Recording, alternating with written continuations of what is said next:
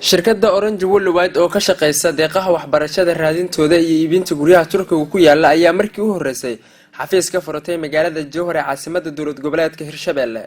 shirkadda Orange Worldwide xafiiska ay Jowhar ka furatay waxaa maanta ka soo qayb galay qaybaha kala duwan ee bulshada ee ku nool magaalada Jowhar iyo wasiirro ka tirsan dowlad goboleedka Hirshabelle. waxaana halkaasi bogaadin loogu jeediyay shirkadda Orange Worldwide iyadoo shirkadda madax ka tirsan ay sheegeen in xafiiskan Jowhar ay ka furayaan ay wax badan ugu qaban doonaan qaybaha kala duwan ee bulshada ku nool magaalada Jowhar. goobta waxaa ka hadlay ugu horeyn madaxda ka tirsan shirkadda Orange Worldwide, madaxa gobolka Shabeellada Dhexe iyo madaxa Afrika ee shirkadda.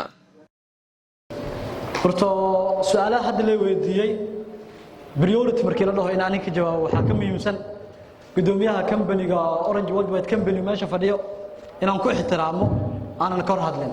laakiin muhiimadda codka la siiyay ayaa waxay tahay in aan ka hadlo labo program oo Orange Worldwide company quseeyo oo ah programkan Hirshabelle ee Jowhar sababta nagu dhalisay inaan keenno iyo faa'iidada ugu jirto iyo waxyaabaha uu qabanayo si detail ah qofka inuu ka faa'iideysto rabo sida ugu faa'iideysan lahaa.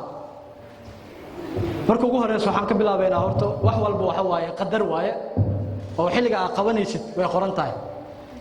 maadaama aniga aan ahay dhalinyaradii reer Jowhar oo iskoolaadii Jowhar wax ka bartay oo jaamacadii Muqdisho u aaday, waxaa marka ardayga oo horto gobol ka baxo oo wax soo barto waxaa muhiim ah inuu gobolkiisa ku soo laabto isagoo wax faa'iido u wado ama kala hataa gacantiisa wuxuu ku yaqaan ugu faa'iideynayo. horta inaad barato shaygan wax uu yahay Orange maxay qabataa dad badan laga yaabo aqligooda inuu ku soo dhaco Orange cabitaan ma qaybin doontaa ama cabitaan ma iibisaa, laakiin Orange waxyaalaha ay qaban doonto waa barnaamij oo service ama adeeg. barnaamijyadaas oo baahidooda ee ka jirta maanta wadankeena Soomaaliya gaar ahaan gobolada Soomaaliya ay ka mid tahay magaaladani Jowhar. shirkadda Orange ayadoo ka jawaabayso baahida deegaanka iyo dhalinyarada ku nool deegaanka iyo waalidiinta intaba waxaan jeclaysanay xafiiska shirkadda inaan keeno magaaladani. Orange shaqooyinka ay qabato waxaa ka mid ah qaybta education service-ka oo waxbarashada ayaan ka shaqeynaa.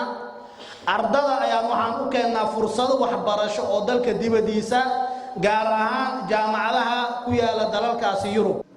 isduwaha tuwaha dowlad goboleedka Hirshabelle iyo waliba wasiir dowlayaal ka tirsan dowlad goboleedka Hirshabelle ayaa iyaguna dhankooda ka hadlay goobtaasi. waxaan ku darayaa aniga oo kaliya inay muhiim tahay jaaniska maanta ay noo keentay shirkadda Orange, waliba inay nagala soo daaheen oo aan u baahneen annaga laftirkeena waqtigii aan ardaga ahayn inaan ka faa'iidaysano fursaddan oo kale haddaynu soo mari lahayn.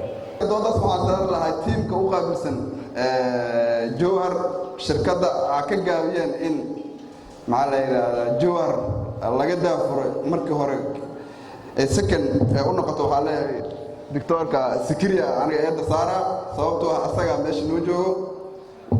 ma rabo inaan hadalka ku dheeraado,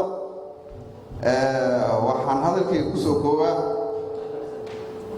waxaan in aan ku qanacsannahay aad ugu soo dhaweynayno shirkaddan World Company. ما شاء الله. لكن Orange wax ka qiimo badan inay wadaan meesha ka muuqato waana soo dhaweynayna company aad u qiimo badan waaye. waa markii u horeysay oo xafiis ciidankan oo kale laga furo magaalada Jowhar caasimadda Hirshabelle isla markaana ka shaqeynaya raadinta deeqaha waxbarasho ee Turkiga iyadoona sidoo kale shirkadda ay qabanayso sida ay sheegeen iibinta guryaha Turkiga ku yaala.